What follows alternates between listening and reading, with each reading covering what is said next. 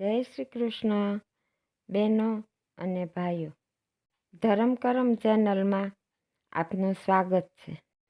મિત્રો, જો તમને આપણી ચેનલ પસંદ હોય તો તેને લાઈક, શેર અને સબસ્ક્રાઈબ જરૂરથી કરશો. ચાલો બહેનો ભાઈઓ, આજે આપણે શુક્રવારના વ્રતની વાત કરીએ. એક નાનું શું ગામ હતું. ત્યાં એક ગરીબ બ્રાહ્મણ રહેતો હતો. તેને અન્ન અને દાંતને વહેર હતું, પણ ભગવાને છોકરાની ખોટ રાખી ન હતી. તે બ્રાહ્મણ અને બ્રાહ્મણી છોકરા સામે જોઈ બોલતા, ભગવાન પણ કેવો છે, જેને જોઈએ તેને છોકરા ન આપે, અને જ્યાં ખાવાના ઠેકાણા નથી ત્યાં આંખો મીચીને આપે જ જાય છે. એ બ્રાહ્મણી એક દાડો બેનપણીને ઘેર ગઈ ને પોતાની દુઃખ કથા કહી. બેનપણીએ તેને શુક્રવાર કરવા કહ્યું. બ્રાહ્મણી બોલી, એ વ્રત કઈ રીતે કરાય? બેનપણીએ કહ્યું, શુક્રવારના દિવસે ઉપવાસ કરવો.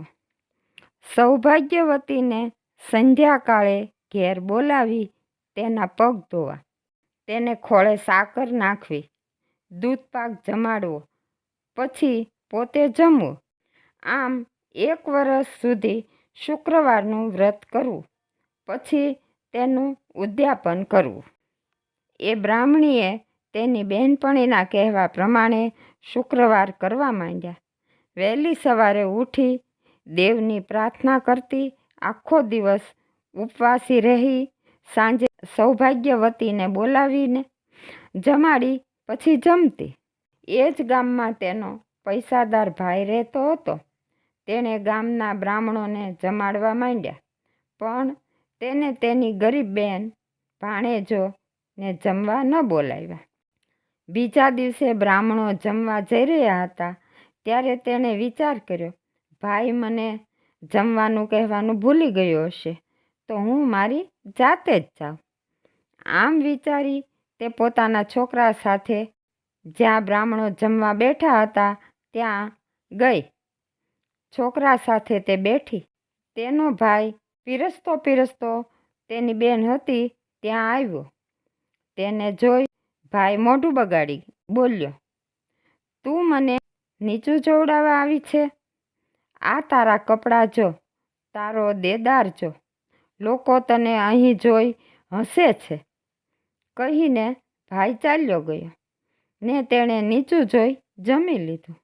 બીજે દિવસે છોકરાઓએ, બાબા મામાને ત્યાં ચાલ.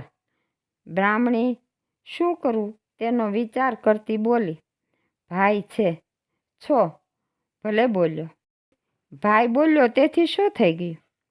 ગરીબ છીએ એટલે બોલે. એ બોલવાથી ખાધેલું થોડું જ જતું રહેવાનું છે. જે દાડો ગયો તે સાચો. આમ કહી તે છોકરા સાથે બ્રાહ્મણો જ્યાં જમવા બેઠા હતા ત્યાં ગઈ બેઠી.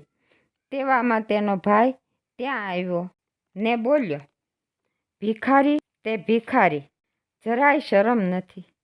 ના કહ્યું છતાં જમવા આવી. આજ તો જમી જા, પણ જો કાલે આવીશ તો હાથ પકડી ઉઠાડી મૂકીશ. બહેન બોલ્યા ચાલ્યા વિના ખાઈને છોકરા સાથે ચાલતી થઈ. ત્રીજે દિવસે તે ફરી ગઈ ત્યારે ભાઈએ તેને હાથ પકડી ઉઠાડી મૂકી. તેને ખૂબ દુઃખ થયું. ઘેર આવી રડતી દેવીની પ્રાર્થના કરવા લાગી. આખો દાડો ભૂખી રહી, રડ્યા જ કરી. દુઃખ ત્રાસ વેઠતી તે શુક્રવાર કરે જ ગઈ. તેથી દેવી પ્રસન્ન થયા. દુઃખના દાડા ગયા ને સુખના દાડા આવ્યા. તેવામાં વરસ દાડો પૂરો થઈ ગયો. ઉદ્યાપન કરવાનો નિર્ણય કર્યો. પોતાના ભાઈને ત્યાં જમવાનું કહેવા ગઈ. બહેનને જોઈ ભાઈ હોશિયાળો થયો ને બોલ્યો, બહેન જો તું કાલે મારે ત્યાં જમવા નહીં આવે તો હું તારે ઘેર જમવા આવવાનો નથી. બીજે દિવસે સારા વસ્ત્ર શણગાર પહેરી તે ભાઈને ઘેર ગઈ. ભાઈ તેની ઘેર રાહ જોઈ રહ્યો હતો. બહેનને આવતા જોતા જ ભાઈ સામો દોડ્યો. ને હાથ પગ ધોવડાવી પોતાની પાસે જમવા બેસાડી.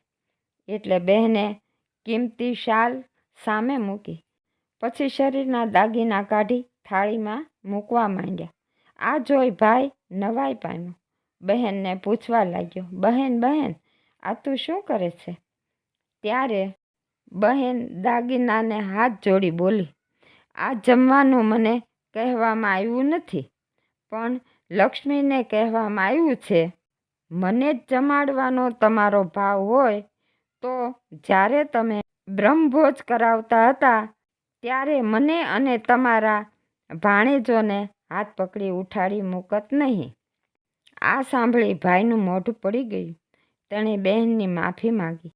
બહેને ભાઈનો અપરાધ માફ કર્યો. પછી બંને જણ જમ્યા. ઉદ્યાપનને દિવસે ભાઈ બહેનને ત્યાં ગયો ને બહેનની સાથે બેસી દેવીની પ્રાર્થના કરી ને આનંદ સાથે જમ્યા.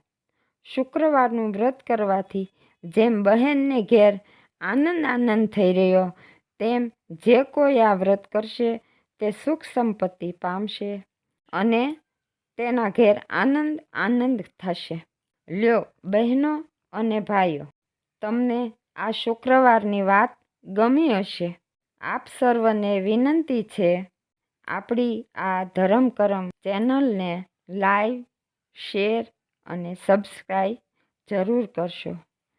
જય માતાજી. ફરી મળશું આપણે કોઈ બીજી વાત સાથે. ત્યાં સુધી આપ સૌને મારા જય શ્રી કૃષ્ણ.